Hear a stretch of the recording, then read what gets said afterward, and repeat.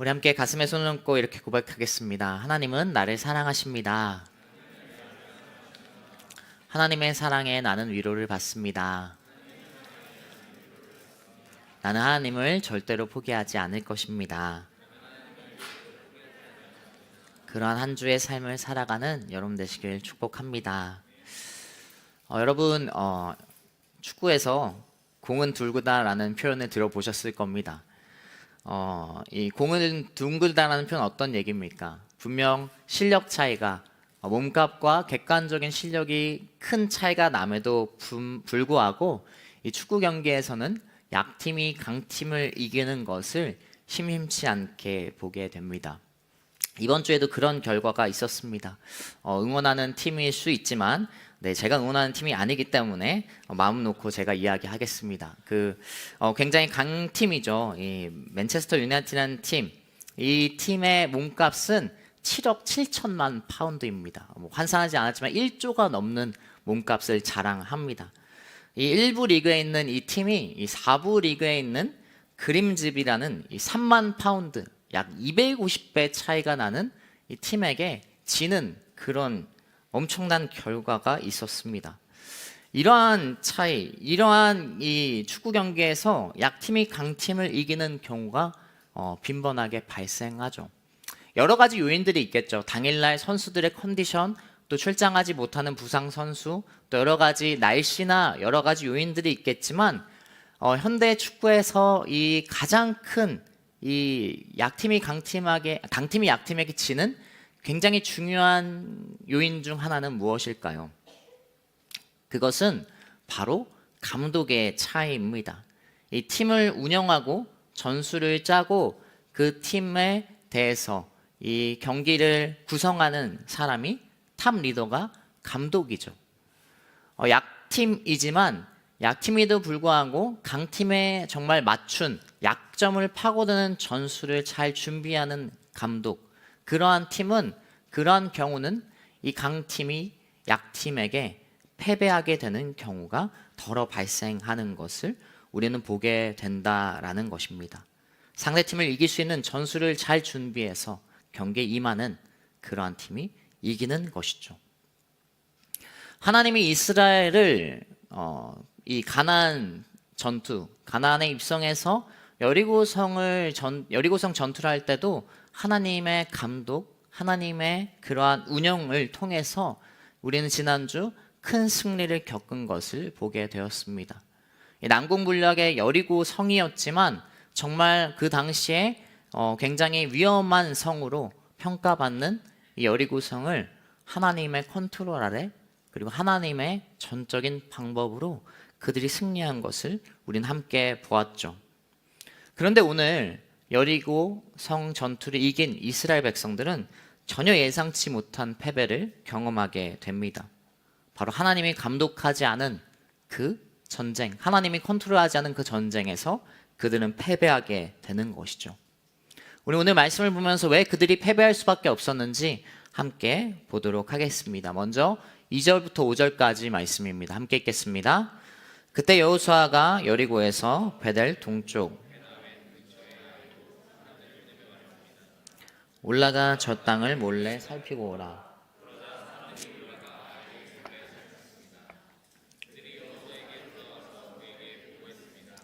모든 백성들이 다 올라갈 것 없이 2천에서 3천 명만 올라가 아이를 치게 하십시오. 모든 사람을 그리로 보내지 마십시오. 그들의 수가 적기 때문입니다. 그리하여 약 3천 명이 올라갔습니다. 그러나 그들이 아이 사람들 앞에서 도망치고 말았습니다. 아이 사람들이 이스라엘 사람 36명을 죽이고는 성문 앞에서 스바림까지 쫓아가 빌타길에서 사람들을 쳤습니다. 마음이 녹아내려 물같이 됐습니다. 아멘. 자, 여리고를 정복한 여호수아 이스라엘 군대는 멈추지 않습니다. 여리고성을 정복하니까 적이 멀지 않는 곳에서 한 성이 그들의 눈에 들어온 것이죠. 여호수아는 눈에 보인 그 성 아이성에 정탐꾼을 보냅니다. 돌아온 정탐꾼은 3천 명이면 그 성을 함락할 수 있을 것이다 라고 보고하죠. 여러분, 아이성은 그 이름처럼 정말로 꼬마 아이 같은 그런 아이성이었어요. 여리고에 비하면 정말 보잘것없는 이 8장에 나오지만 그 아이의 주민들, 그 아이 성의 주민들은 12,000명에 불과했다라고 합니다. 그러니까 모든 주민이 12,000명에 불과한 성이었다라는 것이죠. 전투 병력은 실제로 그보다 훨씬 적은 인원이었을 겁니다. 그래서 3,000명을 보내지만 이스라엘은 오늘 쓰라린 패배를 경험하게 됩니다. 그들이 오늘 패배할 수밖에 없는 이유 첫 번째, 그것은 교만함으로 인한 패배였습니다. 이스라엘은 여리고의 승리에 취해 있었어요. 이스라엘이 탁월한 전투 실력으로 그리고 이스라엘의 탁월한 지략으로 승리를 하지 않았지만 그들은 지난주 말씀에 보았듯이 하나님의 온전한 은혜, 침묵과 외침, 상식을 뛰어넘는 방법으로 승리하였지만 그들은 그 승리가 자신의 힘이었다라고 생각하고 있던 것이죠. 승리를 이끈 분은 하나님이었지만 단지 그들은 물론 그들이 성을 도는 말씀에 순종한 그 조금의 결단이 있었지만 온전한 승리를 이끄신 분은 하나님이셨다라는 것을 그 승리에 취해서 망각하기 시작한 것이죠. 우리가 여리고도 함락했는데 저 조그만 여리고보다 훨씬 보잘것없는 성을 우리가 함락할 수 있다, 손쉽게 함락할 수 있겠지라고 그러한 안일한 마음에 그들은 오늘 행동하고 있는 것을 보게 됩니다. 바로 나의 힘으로 할 수 있다, 내가 할 수 있다, 이렇게 그들은 이야기하는 것입니다. 여러분, 이것을 우리는 교만이라고 합니다. 내가 할 수 있다, 나의 힘으로 할 수 있다라는 것을 우리는 교만으로 이야기하는 것이죠. 교만은 한순간에 찾아옵니다. 우리가 방심할 때 순식간에 찾아와요. 교만한 모습 중에 대표적인 모습 한 가지는 오늘 말씀에 나오지만 바로 하나님께 묻지 않는 것이죠. 아이성 전투를 앞두고 여호수아 이스라엘 백성들은 하나님께 물을 수 있었습니다. 그리고 이 전쟁이라는 측면에서 고대 전쟁은 그냥 단순히 민족과 민족, 부족과 부족의 싸움이 아니라 신과 신과의 전쟁이었어요. 그러니까 신들의 전쟁이었어요. 그래서 그들은 항상 전쟁을 앞두고 이 이스라엘 민족뿐만 아니라 다른 우상을 섬기는 그런 민족들도 전쟁을 앞두고는 출정식을 할 때 그들의 우상을 이렇게 물어보고 나아가는 것이 일반적인 고대 전쟁의 문화였습니다. 그런데 오늘 이스라엘은 전쟁을 앞두고 하나님께 묻는 과정을 수행하지 않습니다. 왜냐하면 이것은 충분히 우리가 할 수 있다라고 생각했기 때문에 그들의 행동이 이것으로 드러나는 것이죠. 교만한 자의 모습, 하나님께 묻지 않는 모습이 그들 가운데 너무나 잘 드러나는 것입니다. 승리 이후 그리고 전쟁의 기쁨 이후 안일함 속에, 방심 속에 그들 가운데 교만함이 찾아오는 것을 발견하게 된다라는 것이죠. 비슷한 모습을 보이는 왕이 또 있습니다. 열왕기하 20장 12절 13절 말씀 함께 읽도록 하겠습니다. 같이 읽겠습니다. 그때 발라단의 아들인 바벨론 왕 브로닥 발라단이 히스기야에게 편지와 선물을 보내왔습니다. 히스기야가 병들었다는 말을 들었기 때문입니다. 히스기야는 사신들의 말을 듣고 자기 창고에 있는 모든 것, 곧 은과 금과 향품과 귀한 기름과 자기 모든 무기 등 자기 보물 창고에 있는 모든 것을 보여주었습니다. 왕궁과 온 나라 안에 있는 것들 가운데 보여주지 않는 것이 없었습니다. 아멘. 자, 이 말씀 읽은 히스기야도 마찬가지였어요. 히스기야는 이 10장 앞에 말씀을 보면 죽을 병에 걸렸었습니다. 하나님께 간구함으로 그 죽을 병 가운데 그의 수명이 15년 늘어나게 되는 하나님의 은혜를 받게 되죠. 하나님의 기도의 응답을 받게 되는 히스기야였습니다. 그런데 히스기야가 아프다는 소식을 듣고 먼 바벨론에서 이 사신을 보내옵니다. 히스기야는 그것에 기쁜 나머지 이스라엘에 있는 무기나 여러 가지 것들을 다 보여주는 모습을 오늘 말씀에 보이게 되는 것이죠. 사실 히스기야가 병들기 전에 이 이스라엘은 이 바벨론이 아닌 아수르의 승리를 거둔 상태였습니다. 아수르 민족이 쳐들어왔을 때, 당시 최대 강국이었던 아수르가 쳐들어왔을 때 하나님의 도우심으로 이미 히스기야는 그리고 남유다는 하나님의 승리를 경험한 상태였죠.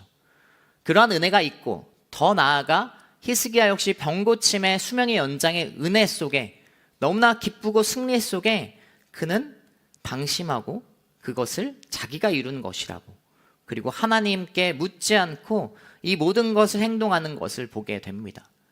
이 결과로 어떤 것, 그 뒤에 이스라엘 역사 가운데 어떤 일이 벌어지는가? 바벨론이 남유다의 그런 전력을 확인하고, 오늘 이 사신을 통해서 전력을 확인하고 바벨론이 결국 남유다에 쳐들어오는 결과가 발생하는 것이죠. 바벨론은 애시당초 히스기야의 병을 걱정해서 보낸 것이 아니에요.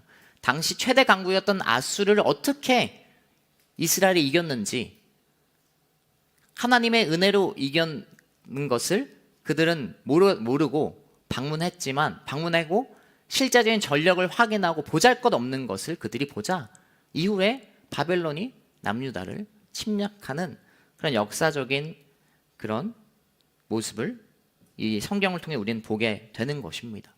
교만한 나머지, 방심한 나머지 자기가 이루었다라고 자랑하는 히스기야에게 너무나 큰 대가가 이후에 발견되는 것을 우리는 보게 된다라는 것이죠. 여호수아도 마찬가지입니다. 오늘 물론 이 아이성 전투의 결정적인 패배 이유는 우리가 이후에 보지만 아간의 죄 때문인 것은 부인할 수 없어요. 그러나 그 아이성 전투가 일어나기 전에 여호수아가 이스라엘 백성이 하나님께 묻는, 정말 이 전쟁을 앞두고 방심하지 않고 교만하지 않은 하나님께 묻는 모습을 보였다면 그들은 이러한 패배를 겪지 않을 것도 사실이었습니다. 여러분, 교만한 모습 중 하나, 하나님께 묻지 않는 그런 실수가 우리 가운데 없기를 축복합니다. 여러분, 우리의 그리스도인 삶 가운데 어떠한 마음을 가지고 우리는 살아가야 됩니까? 그리스도인은 내가 살아가는 것이 아니라 내가 할 수 있다라고 살아가는 그런 사람이 아니에요. 하나님의 전적인 은혜, 하나님의 전적인 도우심 아래 살아가는 사람이 바로 우리 그리스도인들인 것이죠. 교만하지 않는 방법, 그리고 교만하지 않는 모습은 하나님께 묻고 하나님을 자랑하는 삶인 거예요. 하나님께 영광을 돌리는 삶이 바로 그리스도인의 삶이라는 것을 말씀은 너무나 잘 나타내고 있다라는 것이죠. 여러분, 교만하지 않기 위해 하나님께 물어야 됩니다. 그러기 위해서 여러분, 이러한 것을 우리는 습관처럼 해야 돼요. 그냥 내가 어려울 때, 내가 힘들 때 우리는 하나님께 잘 묻죠. 그러나 어떨 때 잘 묻지 않아요? 그리고 어떨 때 우리가 방심하게 돼요. 말씀에 나오듯이 무언가 잘 풀릴 때, 무언가 잘 이루어졌을 때, 성공적일 때 우리는 방심하고 하나님께 묻지 않고 하나님의 영광을 나의 것으로 취할 때가 있는 것을 발견하게 된다라는 것입니다. 여러분이 어떠할 때라도 하나님께 묻는 습관을 가지고 또 어떠할 때라도 하나님을 자랑하는 여러분 되시길 축복합니다. 그것이 바로 오늘날 그리스도인에게 필요한 모습인 것이죠. 여러분, 옆 사람에게 축복하겠습니다. 하나님께 묻고 나아갑시다. 한 번 더 축복할 때 하나님을 자랑합시다. 그렇게 하나님을 드러내는 귀한 삶, 교만하지 않고 하나님의 영광을 위해 살아간 여러분 되시길 축복합니다. 우리 계속해서 10절부터 12절까지 말씀을 함께 읽겠습니다. 같이 읽겠습니다.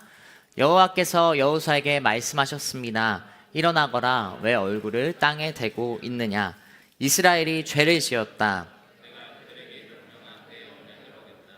그들이 진멸시켜야 할 물건을 가져가서 훔치고는 거짓말하고 자기 창고에 넣어두었다. 그렇게 이스라엘 백성들이 그 적을 당해내지 못하고 등을 보인 것이다.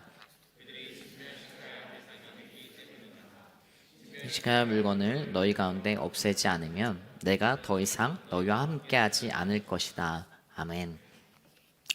여러분, 여호수아는 이 전쟁의 패배를 보고 이 6절 말씀을 보면 하나님께 엎드려 묻고 있습니다. 얼굴을 땅에 대고 저녁까지 있는 여호수아입니다.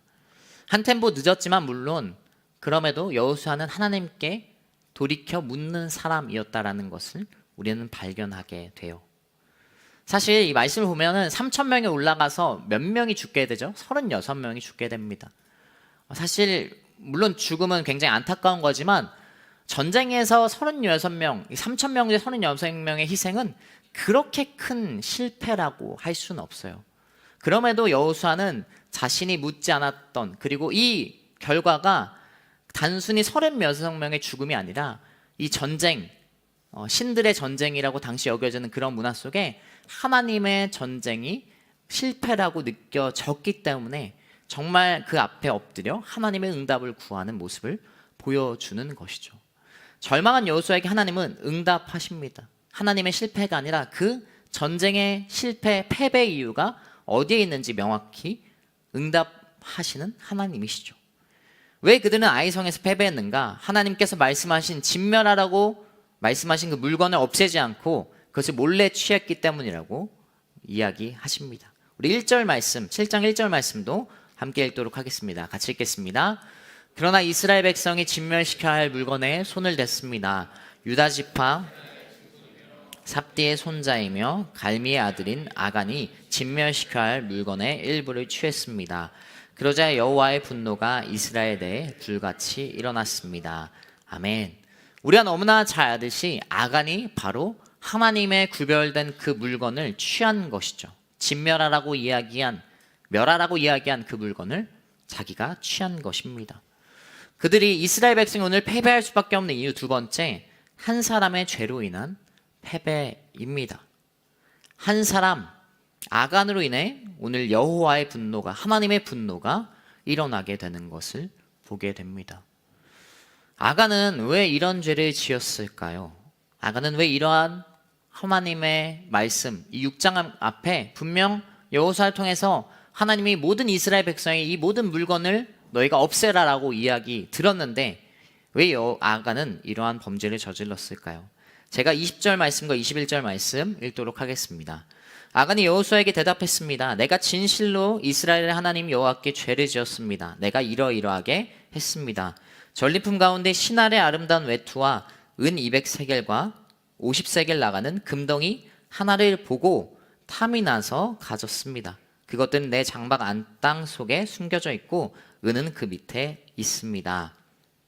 이렇게 말씀을 기록하고 있습니다. 아간은 왜 이런 죄를 지었습니까? 아름다운 외투, 은과 금, 그것을 어떻게 해서 죄를 지은 겁니까? 말씀은 그가 보고 탐이 나서 죄를 지었다라고 이야기하고 있어요. 그것을 보고 탐심이 일어났기 때문에 아간이 죄를 지은 것이죠. 그런데 하나님께서는 오늘 좀 의아한 것이 한 가지 있는 것이 이 아간의 개인의 죄가 이스라엘의 죄라고 말씀하시고 있다라는 것이죠. 그리고 실제로 개인의 죄가 이스라엘 공동체에 너무나 안 좋은 36명이 죽는 그런 패배까지 가져오는 것을 보게 됩니다. 하나님은 왜 이것을 아간의 죄가 아니라 이스라엘의 죄라고 이야기했을까요? 일단 첫 번째로 당연 우리가 말씀을 통해 알지만 지금 이스라엘은 한 공동체로 움직이는 상황이었어요. 개개인의 삶이 어떤 곳이 보장되는 삶이 아니라 당연 전쟁 중에 단체의 공동체의 삶을 살아가는 한 연합체였고 하나님의 언약의 약속은 이스라엘 민족과 이루어지는 개인에게도 이루어지는 것이지만 민족과 약속이 이루어지는 그런 진행상 가운데 있었습니다. 그렇기 때문에 개인의 죄가 결코 분리될 수 없는 특수성이 분명히 있었습니다. 그러나 그러한 특수성을 제외하고라도 두 번째, 이 개인의 죄가 이스라엘의 죄가 되는 중요한 것 중 하나는 그것은 죄의 성질, 바로 확장성 때문입니다. 죄의 확장성 때문에 이 개인의 죄가 이스라엘의 죄가 된다고 하나님께서 말씀하시는 것이죠.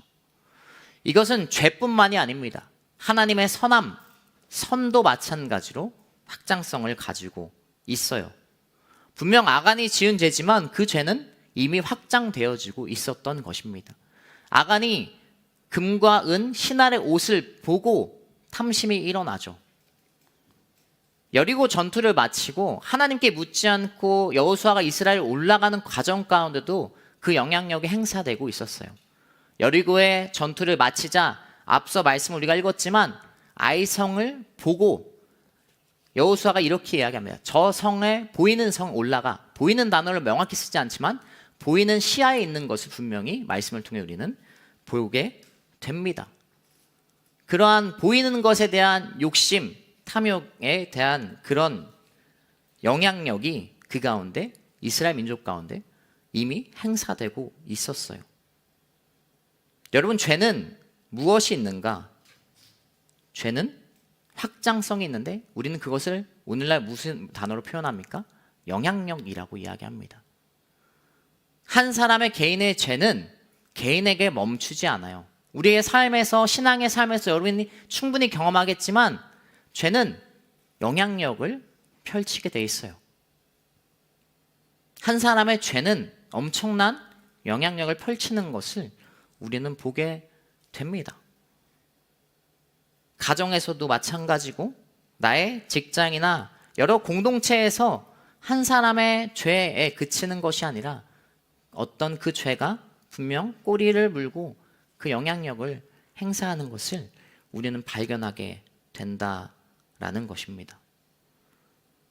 그래서 여리고성 전투 때도 여호수아가 이 말을 함부로 못하게 하는 이유도 그랬잖아요. 영향력이 있기 때문에. 불평과 불만, 하나님을 저버리는 그런 언행들의, 그러한 언행의 죄가 분명 영향력이 있기 때문에 그것을 금지하는 것을 우리는 함께 보았죠.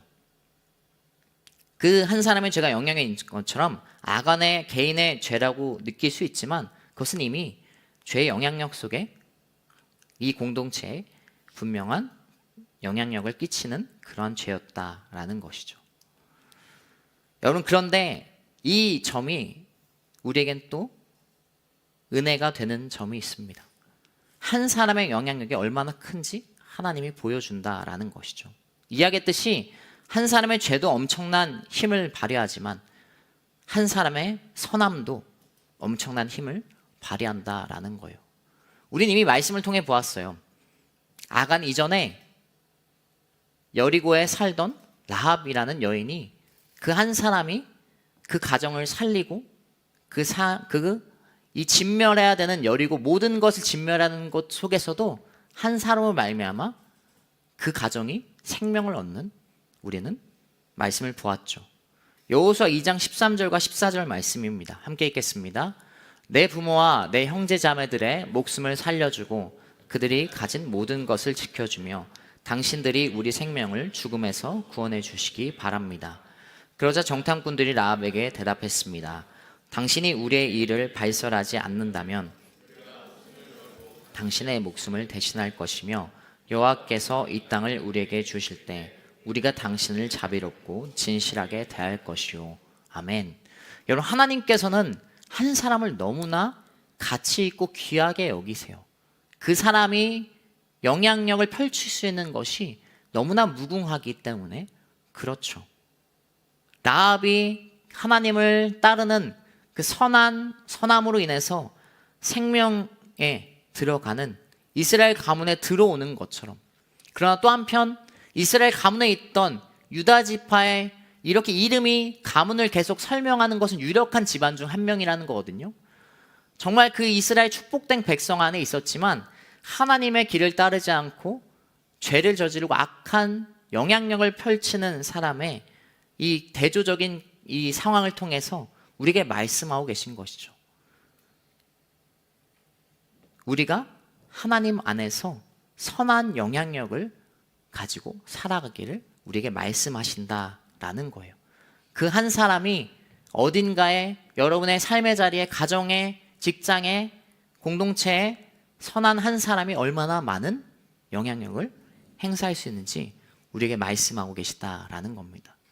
오늘 여러분이 순모임에서 나누겠지만 동일하죠. 우리가 구약의 이 중보의 힘에 한 사람의 영향이 얼마나 큰지 너무나 잘 알고 있습니다. 이 소돔과 고모라에서도 아브라함과 조카 롯에 대한 말씀이 나오죠.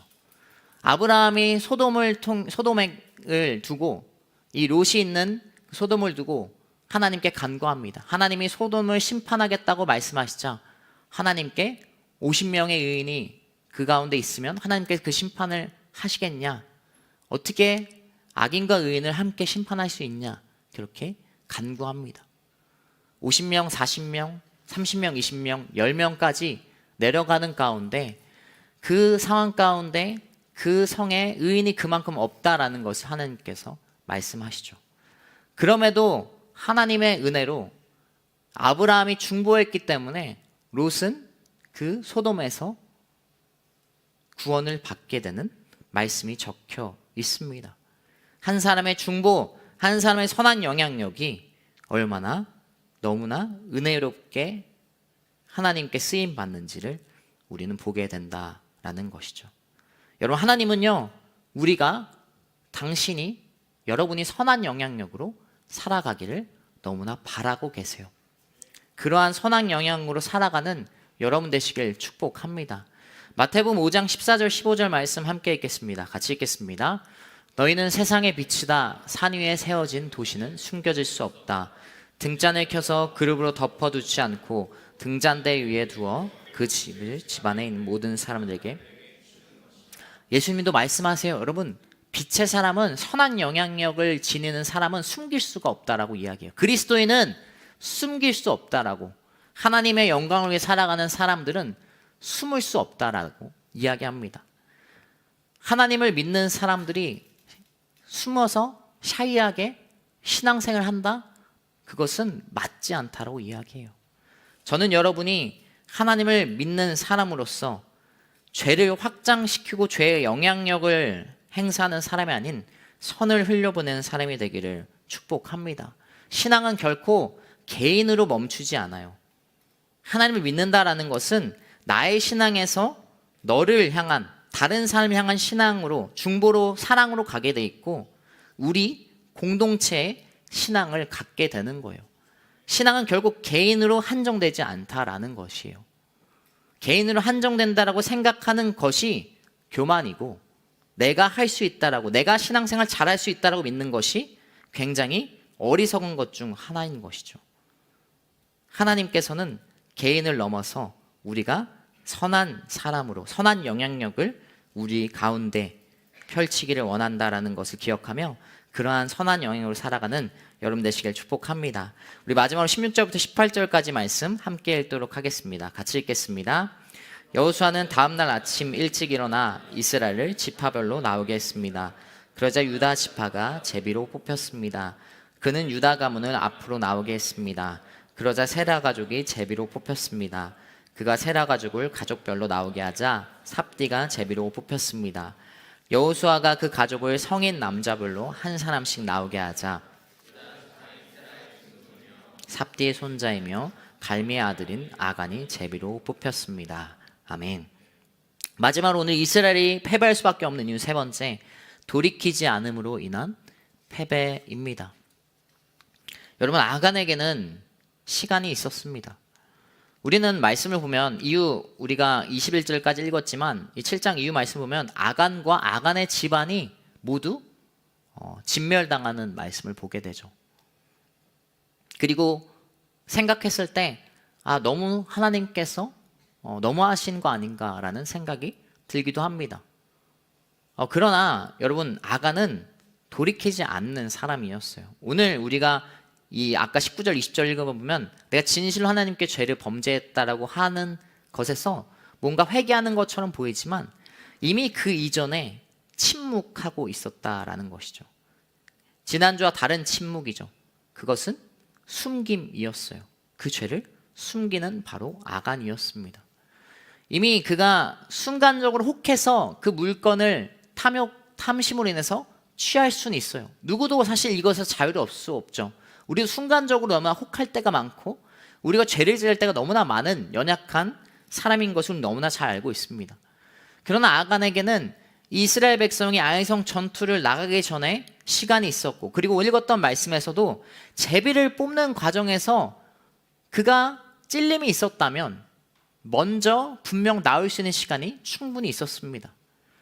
이 제비를 뽑는 것이 우리가 텍스트로 그냥 단순하게 정말 짧은 시간으로 생각하지만 이 제비를 뽑는 모든 남성을 두고, 이스라엘 모든 전쟁에 참여한 모든 남성을 두고 제비를 뽑는 과정은 결코 짧은 시간이 아니었다라는 것이죠. 계속 좁혀오는 시간 속에 먼저 분명 자기가 회개할 수 있었어요. 그러나 그가 지목당하고 나서야 그는 어떻게 보면 어쩔 수 없이 이야기하는 그러한 대답에 불과했다라는 것입니다. 여러분, 죄의 성질 중 하나, 아까 얘기했던 확장성을 넘어 하나는 은밀함이에요. 죄는 숨기고 싶어요. 우리도 역시 죄를 지으면 숨기고 싶어 하죠. 우리도 그것을 드러내고 싶지 않아 합니다. 왜냐하면 죄의 성질이 은밀함을 가지고 있기 때문에 그래요. 우리는 말씀을 보면서 얘기했듯이 하나님이 너무하다고 생각이 들지만, 죄를 짓고 숨기고 부끄럽게 뭐하러 얘기하냐, 하나님께 뭐하러 얘기하냐라고 이러한 말씀을 보면 죄의 성질 때문에 그러한 생각이 들기도 하지만, 하나님은 우리에게 계속 시간을 허락하고 있다라는 것이죠. 하나님이 너무한 것이 아니라 시간은 계속 주어지고 우리가 돌이키기를 원한다라는 거예요. 돌이키지 않으면 결코 우리는 승리할 수 없고 패배할 수밖에 없는 삶을 살아간다라는 것이죠. 이 말씀을 보면 떠오르는 신약의 인물이 있어요. 아나니와 삽비라이죠. 이 사도행전의 교회가 태동할 때 성령의 역사가 있고 나서 아나니와 삽비라는 그 성령이 충만한 공동체 가운데 너무나 찬물을 끼얹는 행동을 하게 됩니다. 하나님의 것, 하나님의 영광을 위해 구별된 그 물질을 동일하게 오늘 자기의 것으로 취하고 그리고 죄를 짓고 숨기는 모습이 그들 가운데 있어요. 남편인 아나니아가 죽었음에도 불구하고 삽비라에겐 더 많은 시간이 있었죠. 그리고 베드로가 분명히 물어봐요. 이것이 전부냐? 아나니아에게도 물어보고 삽비라에게도 물어봅니다. 그런데 그 아내 삽비라는 계속해서 돌이키지 않습니다. 그리고 결국 하나님의 심판을 받게 되는 거예요. 여러분, 우리에게 주어진 시간 속에 하나님에게 돌이킬 수 있는 여러분 되시길 축복합니다. 이것은 우리에게 베푸신 하나님의 은혜와 사랑의 시간이에요. 하나님이 너무하신 것이 아니라 계속 시간은 주어지고 그 가운데 우리가 돌이키기를 바라는 하나님의 은혜와 사랑의 메시지가 이곳에 담겨 있는 것이죠. 여러분, 생각해 보세요. 자신의 죄를 알아서 회개하는, 고백하는 자녀가 얼마나 사랑스럽겠습니까? 너무나 우리가 생각해도 그렇지 않습니까? 그러나 그것을 숨기고 그것을 몰래 계속 그것을 행동한다면 그 관계는 결코 정상적이고 그리고 행복한 관계가 아닐 것이죠. 전 여러분이 하나님 앞에 돌이킬 수 있는 죄의 은밀함, 부지 중에 지은 죄, 또 내가 습관적으로 짓는 죄, 그리고 내가 때로는 나쁜 마음을 품고 짓는 죄를 하나님 앞에 먼저 고백하고 그리고 솔직하게 회개할 수 있는 여러분 되시길 축복합니다. 순간적으로 누구나 혹할 수 있죠. 욱할 수 있고 그리고 누구나 탐심이 있고 누구나 연약하기 때문에 우리는 그런 죄를 범할 수 있어요. 그런 하나님께서 바라시는 것은 당연 죄를 짓지 않는 것 물론 제일 첫 번째로 원하시지만 또 한 가지는 우리가 돌이키기를 원한다라는 거예요. 그러한 돌이킴의 승리가 여러분 가운데 있기를 축복합니다.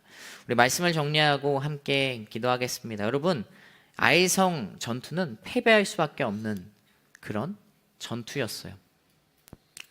교만함 속에 그리고 안일함 속에 하나님의 영광을 가로채려는 그들의 모습 속에 이미 패배의 모습이 드러나 있던 것이죠.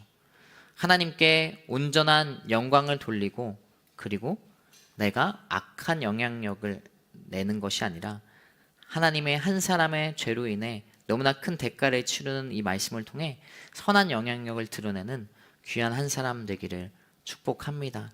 우리 말씀을 정말 찬양하고 함께 기도하도록 하겠습니다.